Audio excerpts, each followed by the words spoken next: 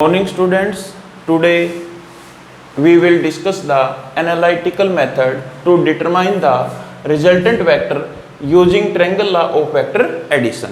अभी तक आपने पढ़ा वेक्टर्स क्या होते हैं, कैसे हम उनको रिप्रेजेंट करते हैं, कैसे हम उनको रियल नंबर से मल्टीप्लाई कर सकते हैं, कैसे हम उनका रिजल्टेंट निकाल सकते हैं। तो आज हम इनका रिजल्टेंट और मैग्नीट्यूड डायरेक्शन हर वैल्यू को उसकी फाइंड आउट करेंगे एनालिटिकल मेथड का यूज करके। Let us consider we have two vectors p and q। We have two vectors p and q।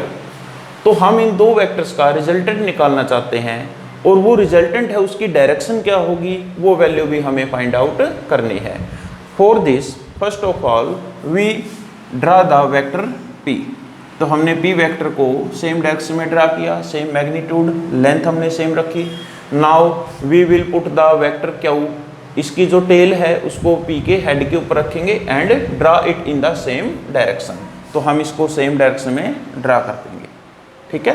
तो ये हमारे पास वेक्टर q है। अब हमारे पास इन दो वेक्टर्स का रिजल्टेंट हमें ड्रा करना है, तो हम क्या करेंगे, मान लेते हैं o a, और हम इस वेक्टर को अगर आगे की तरफ रिप्रेजेंट कर दें, आगे की तरफ इंक्रीज कर दें, तो हमारे पास हमने ये वेक्टर, और हम क्या करेंगे o a b।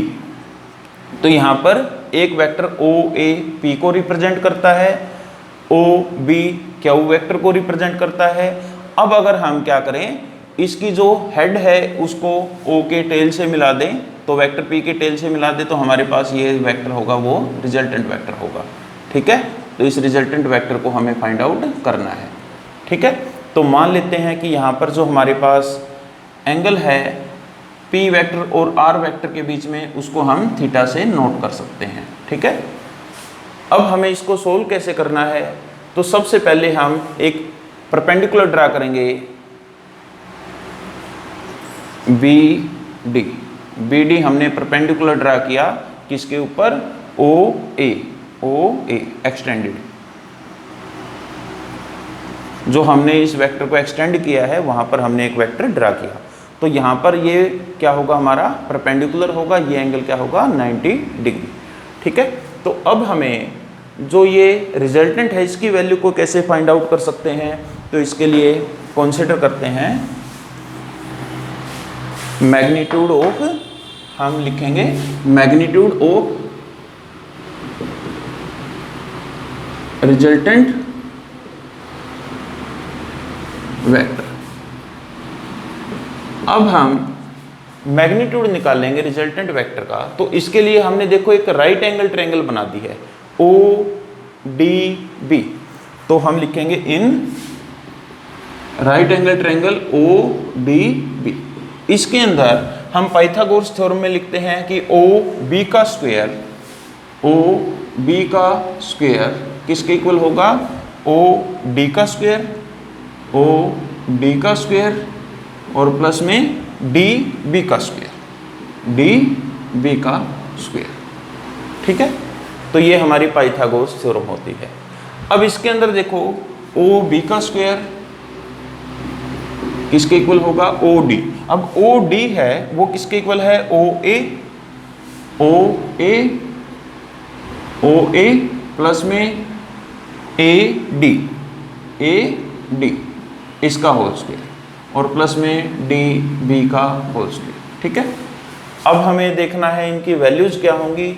अब देखो O से B तक है, वो हम किससे रिप्रेजेंट करते हैं, वेक्टर R से, ठीक है। तो R का स्क्वायर तो किसके इक्वल होगा, OA। अब हम देखेंगे OA प्लस AD, इसका होल स्क्वायर करेंगे, A प्लस B का होल स्क्वायर क्या होता है, A का स्क्वायर प्लस में B का स्क्वायर प्लस में 2AB, ठीक है, AD। तो ये हमारे पास होगा A square plus B square plus 2AB। तो A हमारे पास OA है और B क्या है, AD है, तो ये वैल्यू आएगी, और प्लस में हमारे पास DB का होल स्क्वायर, ठीक है। अब अगर हम इनकी वैल्यूज पुट करें, O से A तक है वो हमारा वेक्टर P है, तो हम लिख सकते हैं p का स्क्वायर, और प्लस में AD है, A से D तक हमें नहीं पता, तो AD की वैल्यू हमें निकालनी है। तो उसको हमें पता है ट्रिग्नोमेट्री के अंदर, अगर हमें एक मान लेते हैं कि जो ये वेक्टर AB है ये AD के साथ कितना एंगल बनाता है, अल्फा, ठीक है। तो यहाँ पर हम अगर एक साइड पता है एक एंगल पता है तो हम दो डिफरेंट साइड की वैल्यू को फाइंड आउट कर सकते हैं। तो यहाँ पर हम देखेंगे हमें AD की वैल्यू को निकालना है, AD, ठीक है, AD की वैल्यू को हमें निकालना है। और यहाँ पर गिवन साइड कौन सी है, AB, AB। तो हमें पता है कि अगर थीटा देखें, थीटा के सामने हमेशा परपेंडिकुलर होता है, जिसके साथ थीटा है वो बेस, थर्ड साइड हाइपोटेन्यूस। तो हमारे पास यहाँ पर क्या है, बेस बाय हाइपोटेन्यूस। तो हमें पता है पंडित बद्री प्रसाद हर हर बोले। तो यहाँ पर देखो बेस बाय हाइपोटेन्यूस, तो कौन सा बनेगा, कोस, कोस एंगल कितना है, अल्फा, ठीक है। तो यहाँ पर हमारे पास AD की वैल्यू क्या आएगी, AB कोस अल्फा, ठीक है बेटा। अब यहाँ पर AB की वैल्यू क्या है, Q, तो Q कोस अल्फा, ठीक है। तो AD की वैल्यू क्या रख सकते हो, Q कोस अल्फा, ठीक है। और उसका स्क्वायर है तो Q का भी स्क्वायर और कोस का भी स्क्वायर, ठीक है।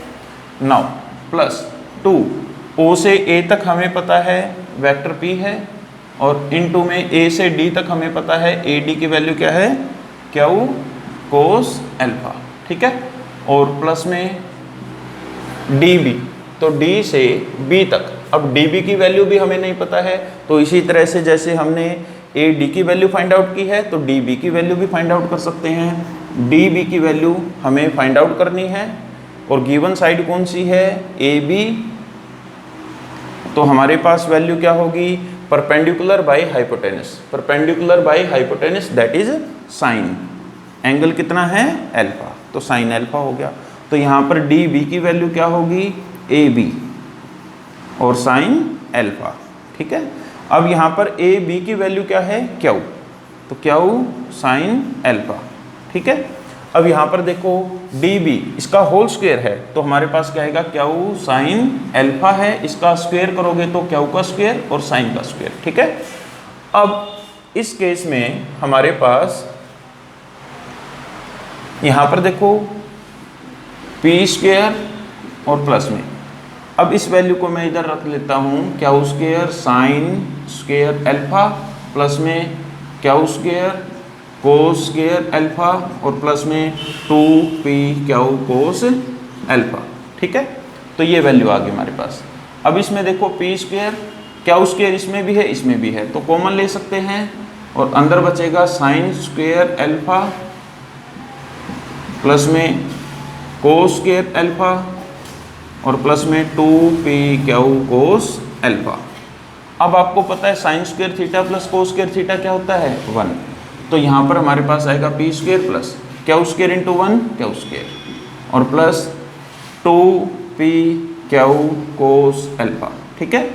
अब इस केस में देखो जो R स्क्वायर है, ये अगर स्क्वायर को इस साइड लेके आएंगे तो क्या हो जाएगा, अंडररूट, तो हमने ये अंडररूट कर दिया, ठीक है। तो हमारे पास जो रिजल्टेंट वेक्टर है वो किसके इक्वल होगा, P वेक्टर का स्क्वायर प्लस में Q वेक्टर का स्क्वायर प्लस 2PQ और कोस थीटा, कोस अल्फा क्या है, angle between the vector P and Q।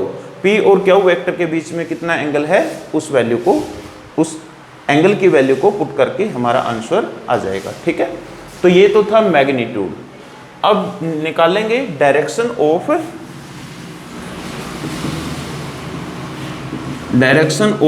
Resultant vector, direction of resultant vector.